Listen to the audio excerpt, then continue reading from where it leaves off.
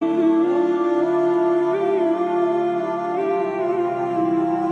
اللہ الرحمن الرحیم۔ بسم اللہ الرحمن الرحیم۔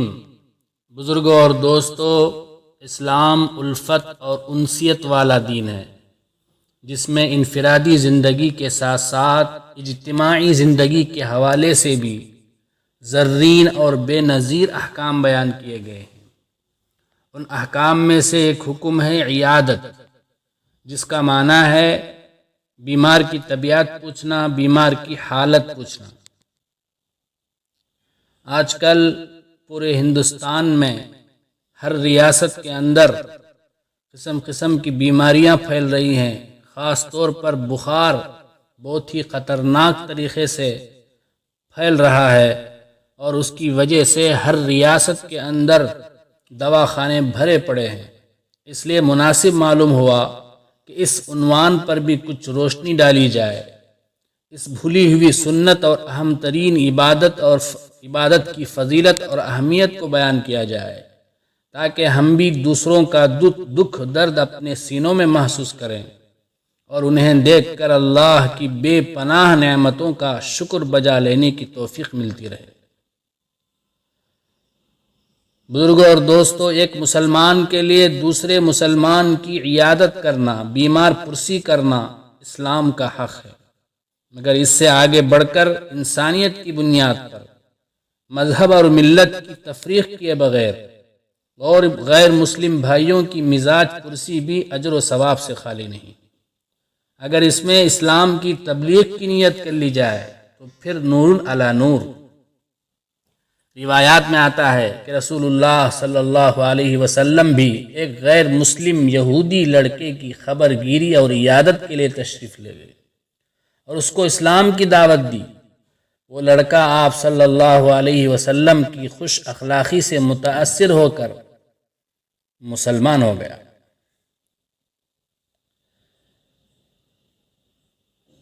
کسی بھی بیمار کی عیادت کو اللہ تعالیٰ کی عیادت کے برابر بتلایا گیا ہے۔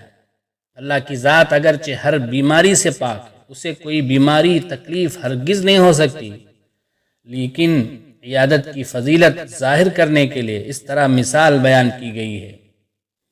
چنانچہ مسلم شریف کی روایت میں ہے، حدیث قدسی ہے، رسول اللہ صلی اللہ علیہ وسلم نے فرمایا، اللہ تبارک و تعالیٰ قیامت کے دن بندے سے کہے گا، یا ابن آدم مرضت فلم تعدنی، اے ابن آدم میں بیمار ہوا، تو نے میری مزاج پرسی نہیں کی۔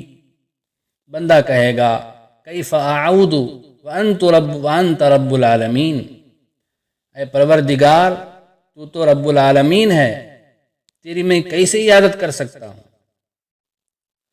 تو اللہ تعالیٰ فرمائے گا، کیا تو نہیں جانتا کہ میرا فلاں بندہ بیمار تھا، تو نے اس کی عیادت نہیں کی، اس کی بیمار پرسی نہیں کی، اگر تو اس کی عیادت کرتا تو مجھے اس کے پاس پاتا۔ اور ایک روایت میں ہے، حضرت ثوبان رضی اللہ تعالی عنہ جو نبی کریم صلی اللہ علیہ وسلم کے آزاد کردہ غلام ہیں، فرماتے ہیں، نبی کریم صلی اللہ علیہ وسلم نے فرمایا، بے شک مسلمان جب اپنے کسی مسلمان بھائی کی عیادت بیمار پرسی کرتا ہے تو وہ مستقل جنت کی میوہ خوری میں مصروف رہتا ہے، یہاں تک کہ وہ عیادت سے بیمار پرسی سے واپس آ جائے۔ اسی طرح ترمذی شریف کی روایت ہے، آپ صلی اللہ علیہ وسلم نے فرمایا، ایک مسلمان دوسرے مسلمان کی بیمار پرسی کے لیے اگر صبح کے وقت جائے تو شام تک، اور شام کو جائے تو صبح تک 70,000 فرشتے اس کے لیے رحمت کی دعائیں کرتے ہیں، اور جنت میں اس کے لیے ایک باب مقرر ہو جاتا ہے۔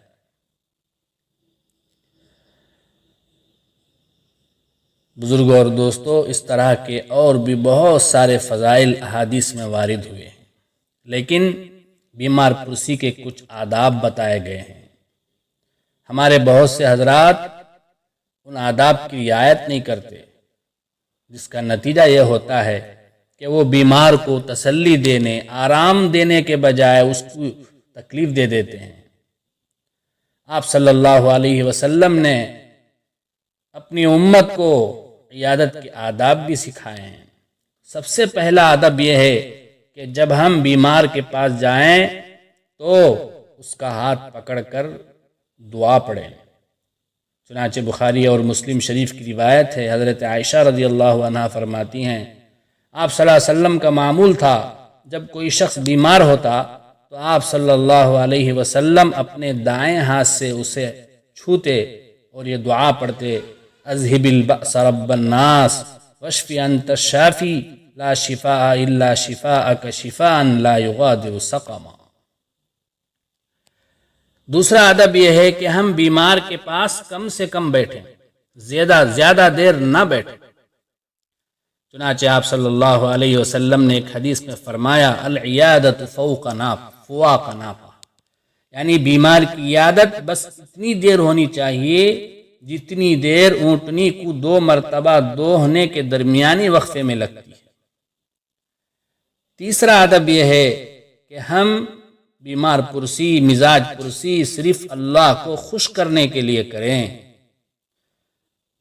کیونکہ ہر عمل کو اللہ کے لیے کرنا چاہیے، کسی نفسانی غرض کے لیے نہیں کرنا چاہیے۔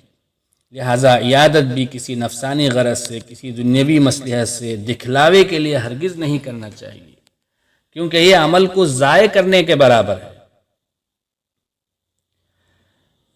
اللہ کے نبی صلی اللہ علیہ وسلم نے فرمایا اس شخص پر اللہ رحم فرمائے جو صبح کی نماز پڑھ کر اللہ کی خوشی کے لیے، آخرت کے ثواب کے لیے کسی بیمار کی بیمار پرسی کے لیے جائے تو اللہ تعالیٰ اس کے لیے ہر قدم کے بدلے ایک نیکی لکھ دیتے ہیں، ایک گناہ معاف کر دیتے ہیں۔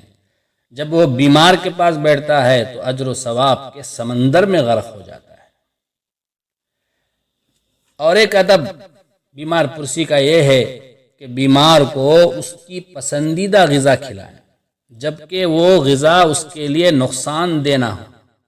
بیماری کی حالت میں عام طور پر منہ کا ذائقہ بدل جاتا ہے، ایسے وقت میں بیمار کو کسی خاص چیز کے کھانے کی خواہش ہوتی ہے۔ ایسے وقت میں دیکھنا چاہیے اگر وہ چیز بیمار کے لیے نقصان دینے والی نہیں ہے، ڈاکٹر کی طرف سے اس کا پرہیز بھی نہیں بتایا گیا ہے، تو ہمیں بیمار کو اس سے منع نہیں کرنا چاہیے، بلکہ کوشش کر کے کہیں سے بھی اسے حاصل کر کے بیمار کو کھلانا چاہیے۔ نبی اکرم صلی اللہ علیہ وسلم نے ہمیں اس کی تعلیم دی ہے۔ حضرت سلمان رضی اللہ عنہ نبی اکرم صلی اللہ علیہ وسلم کے ارشاد نقل فرماتے ہیں جس نے بیمار کو وہ چیز کھلائی جس کی اسے خواہش تھی تو اللہ تعالیٰ اسے جنت کا پھل کھلائیں گے۔ تو یہ ہیں آداب جن کی رعایت کر کے اگر ہم اس سنت کو ادا کریں گے تو انشاءاللہ ہم بہت سارے ثواب حاصل کر لیں گے۔ لیکن آج کل حال یہ ہے کہ ہمارے بہت سارے مسلمان بھائی ایسے ہیں کہ ان کے پڑوس میں، آزو میں، بازو میں، اطراف و اکناف میں بہت سے بیمار رہتے ہیں، مگر ان کو پوچھتے بھی نہیں کہ کیسے ہیں، طبیعت کیسی ہے، اس کا خیال ہی نہیں کرتے۔ یہ عام طور پر کوتاہی ہوتی ہے۔ اگر کہیں بیمار پرسی کر بھی لیتے ہیں تو اس کو بوجھ سمجھ کر کرتے ہیں، بلکہ ہمیں الٹا احسان ماننا چاہیے کہ اللہ نے ہمیں یہ اچھا موقع دیا زیادہ سے زیادہ نیکیاں کمانے کا۔ اس لیے بزرگوں اور دوستو، اس سنت کو چاہیے کہ ہم زندہ کریں اور زیادہ سے زیادہ نیکیاں کمائیں۔ اللہ تعالی ہمیں عمل کی توفیق عطا فرمائے۔